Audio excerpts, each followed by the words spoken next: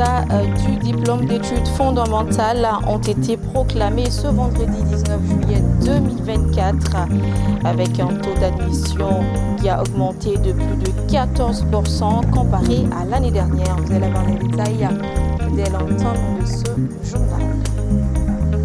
Le syndicat autonome de la SOMAGEP interpelle la direction de la société sur la qualité de l'eau fournie à la population et invite la société à vite trouver une solution à cette problématique. La musique malienne est en deuil. Le maestro de la Kora, Toumani Diabaté, n'est plus. Il est décédé ce vendredi 19 juillet 2024 à Bamako des suites d'une maladie. Et voilà donc dans le sommaire.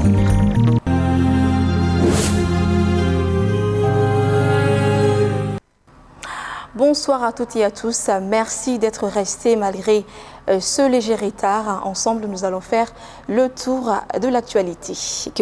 Comme je vous l'annonçais tout à l'heure dans les titres, les autorités scolaires l'avaient annoncé. Les résultats de l'examen du diplôme d'études fondamentales DF ont été publiés ce vendredi 19 juillet 2024.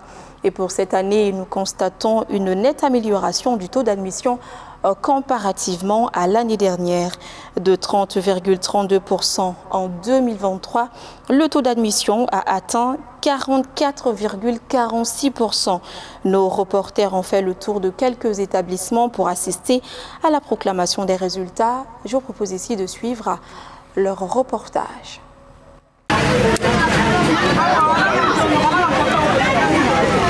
Les résultats du diplôme d'études fondamentales DF sont enfin disponibles après une longue attente.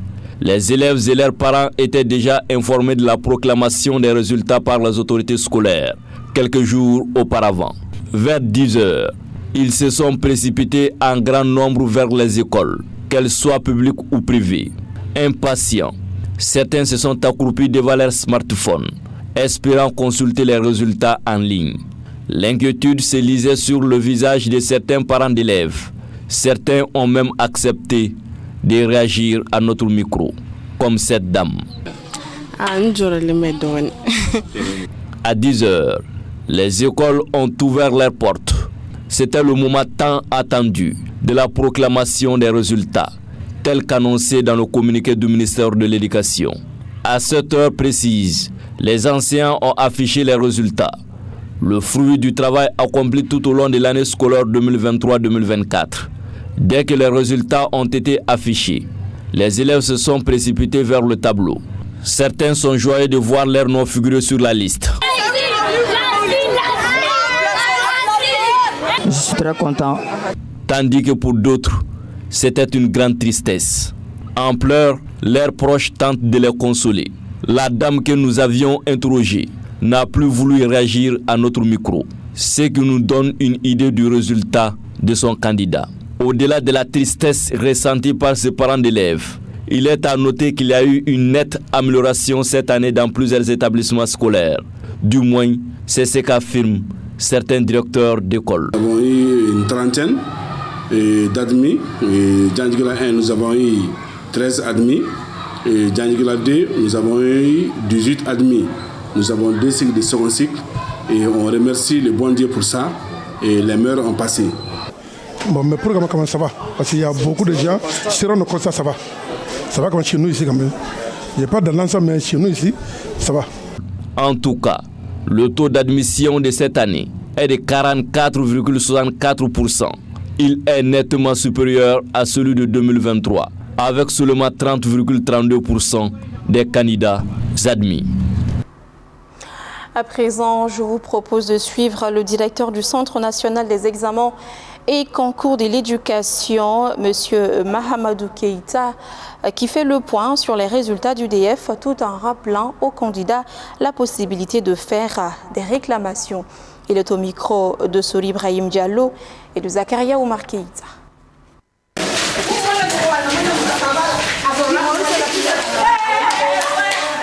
Ce que nous pouvons retenir de ces résultats de cette année, c'est qu'ils sont en nette progression par rapport à ceux de l'année dernière.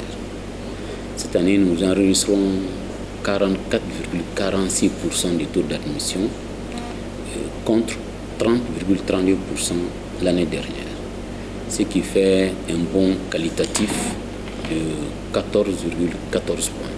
Bon, vous savez, c'est une œuvre humaine, rien n'est parfait.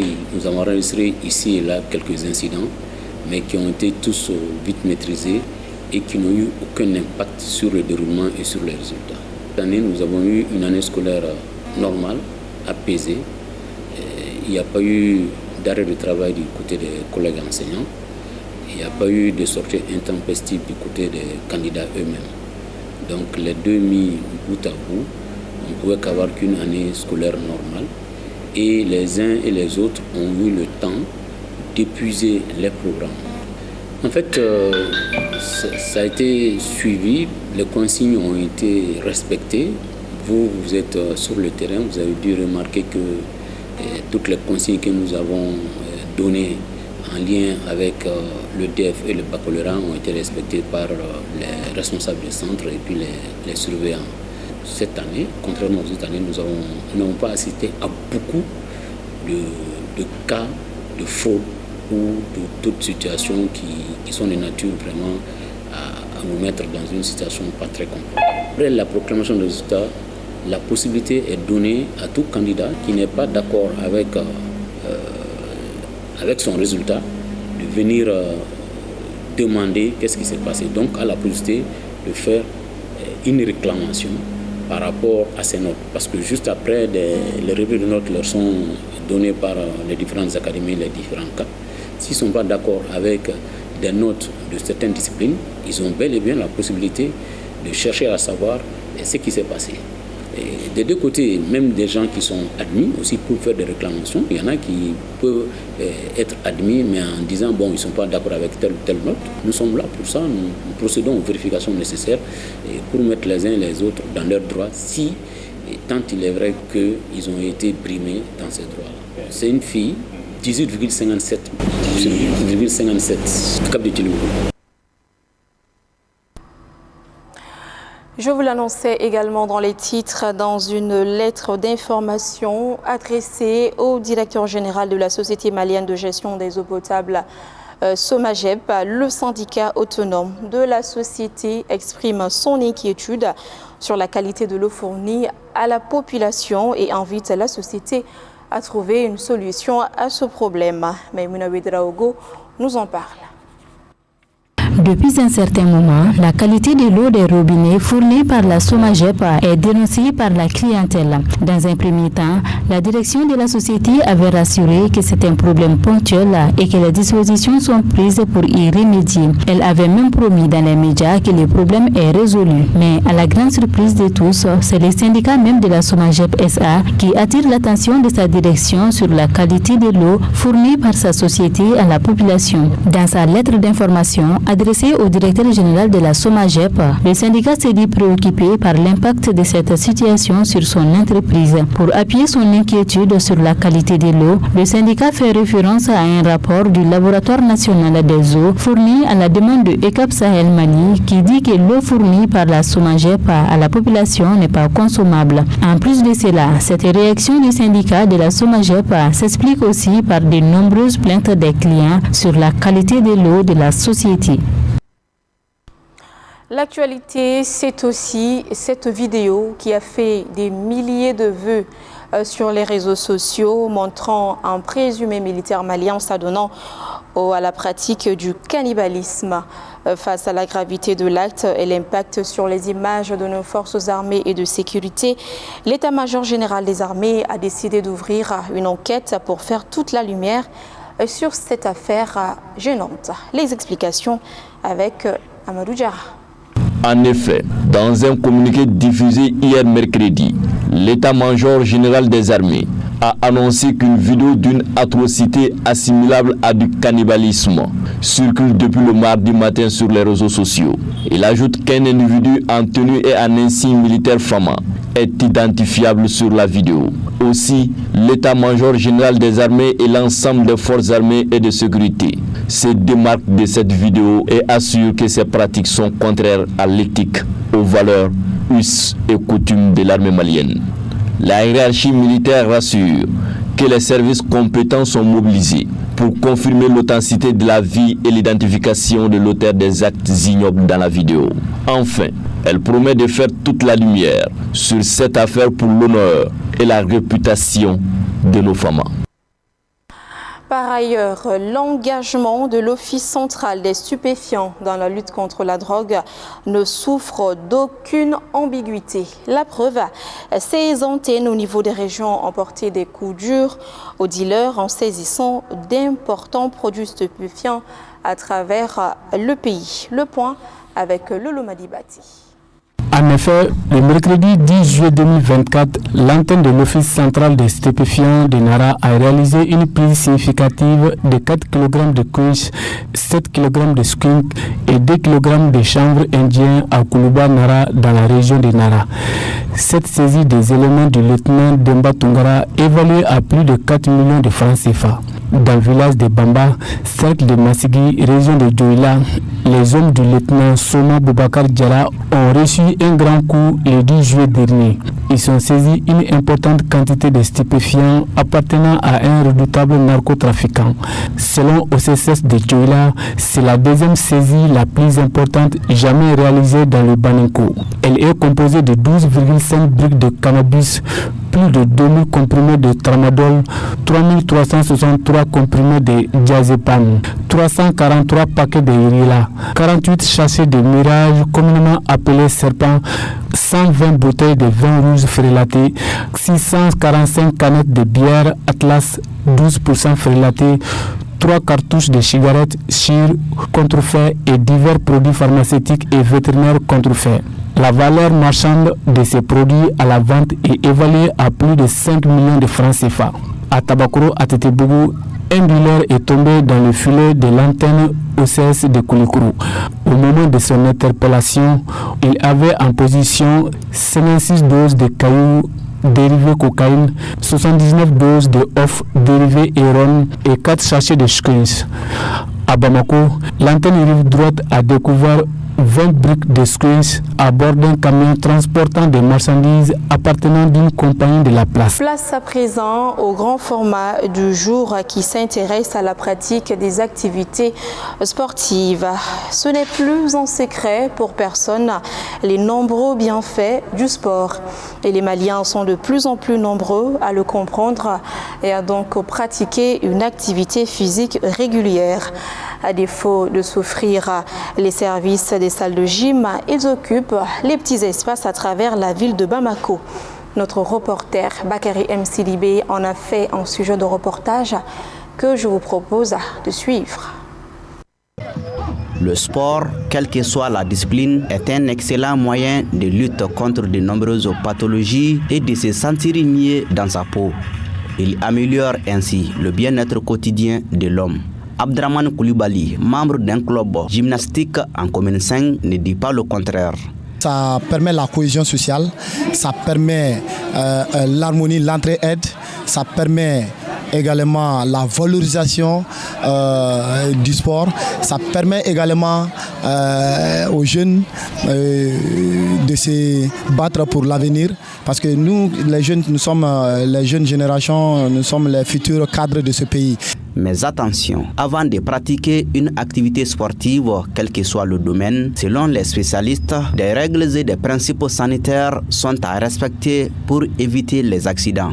On ne peut pas s'élever d'un coup, surtout que déjà si vous avez dépassé les 35 ans pour l'homme, les 45 ans pour les femmes, reprendre brusquement la pratique sportive. Donc à ce moment, il faut se faire consulter par un médecin spécialisé. Déjà, ça l'équiper, donner votre certificat d'aptitude, déjà qui montre que déjà ça l'équiper, pratiquer à tel degré ou telle intensité sans un problème néfaste.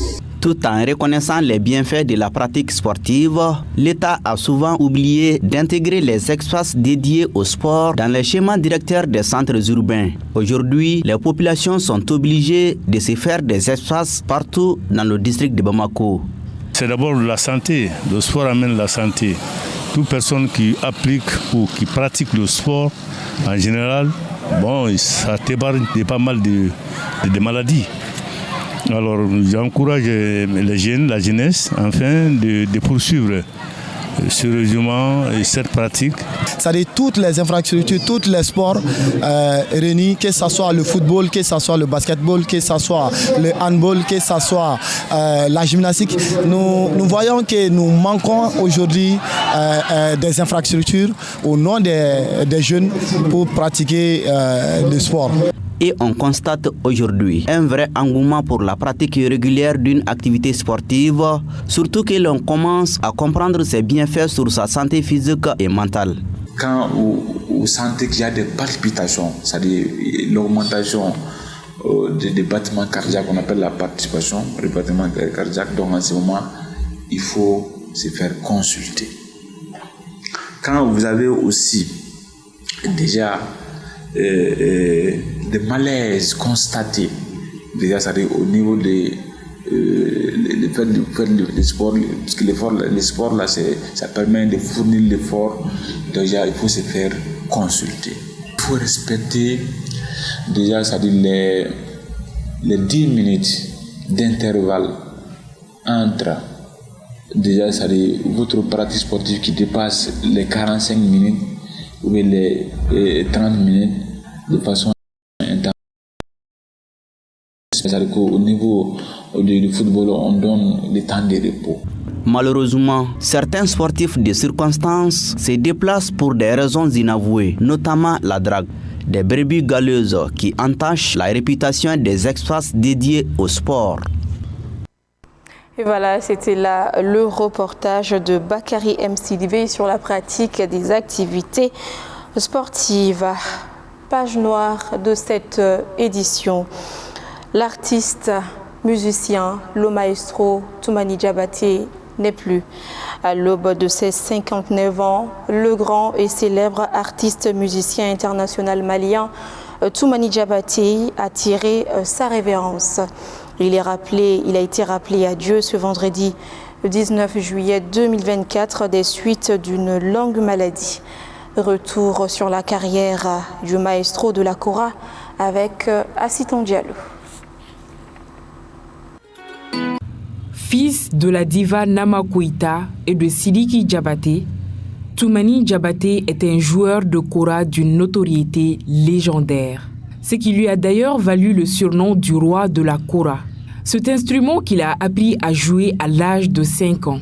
À l'âge de 13 ans, il participe à la Biennale du Mali avec l'ensemble instrumental de Koulikoro qui remporte le prix du meilleur orchestre traditionnel. Il rejoint alors l'ensemble instrumental national du Mali. Toumani Diabaté s'est produit sur plusieurs scènes nationales et internationales et il a collaboré avec plusieurs artistes de renom. Il a joué avec la chanteuse Kandia Kouyaté, le grand joueur de Kora Balaké Sissoko, avec Taj Mahal ainsi qu'avec Ali Farka Touré, avec qui il produit en 2005 l'album In the Heart of the Moon. Au cours de sa carrière, il a produit plusieurs albums, dont Kaira en 1987, Songhai, invité de Ketama en 1988, Songhai 2, aussi avec Ketama en 1994, Djelika en 1995, Nouvelle corde ancienne avec Balaké Sissoko en 1999, Koulandjan avec Taj Mahal en 1999 également, Jarabi en 2002, Malikoul avec Roswell Roods en 2003, In the Heart of the Moon avec Ali Farka Touré et Ray Kouder en 2005, Boulevard de l'Indépendance en 2006, The Monday Variation en 2008, Ali et Toumani avec Ali Farka Touré en 2010, Toumani et Sidiki avec Sidiki Diabaté en 2014, Lamo Mali avec Mathieu Chédid,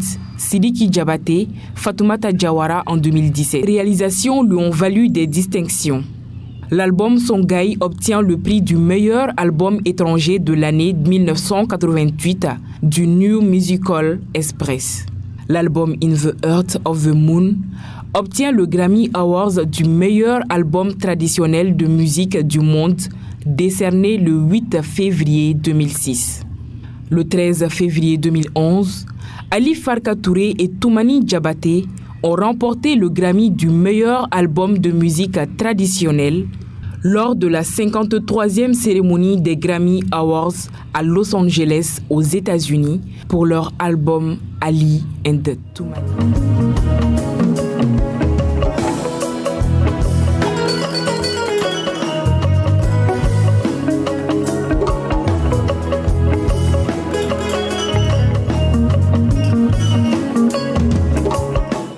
Avec des médailles pour service à la nation malienne, Toumani Diabaté a tiré sa révérence ce vendredi 19 juillet 2024 à Bamako, après avoir transmis ses savoirs à sa progéniture, dont le célèbre jeune artiste Sidiki Diabaté.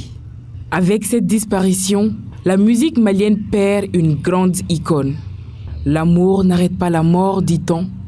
Cette légende de la musique laisse derrière lui une grande famille, des parents, enfants, petits-enfants, collaborateurs et fans inconsolables. Dors en paix, maestro.